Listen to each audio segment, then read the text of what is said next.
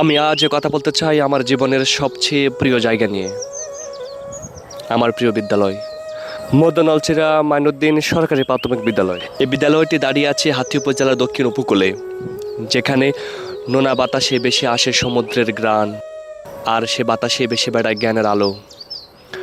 শৈশবের প্রতিটি সকাল আমাদের শুরু হতো এই স্কুলের ঘন্টার শব্দে। মাটির গন্ধ, খোলা মাঠের হাসি, ধানের ধোলা আর শিক্ষকের ডাক, সব কিছুই এখনও হৃদয়ে গেঁথে আছে।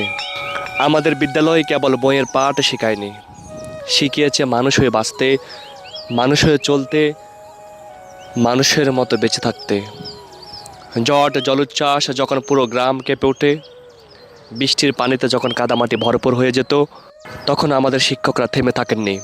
তারা হাতে বই নিয়ে হাজির হতেন সেই ছোট্ট শ্রেণীকক্ষে,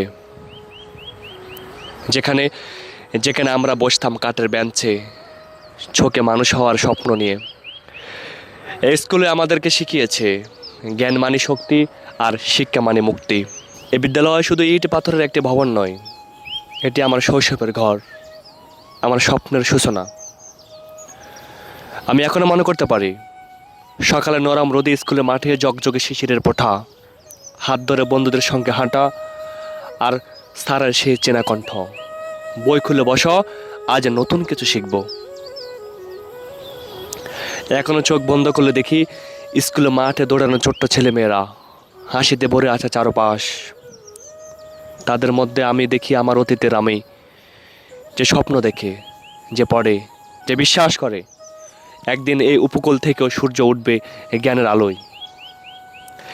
এই বিদ্যালয় আমাকে শুধু অক্ষর নয়, মানুষ হতে শিখিয়েছে কীভাবে একে অপরকে ভালোবাসতে হয়, কীভাবে কষ্টের মাঝে হাসতে হয়, বাঁচতে হয়, আলো ছড়াতে হয়, শিখতে হয়।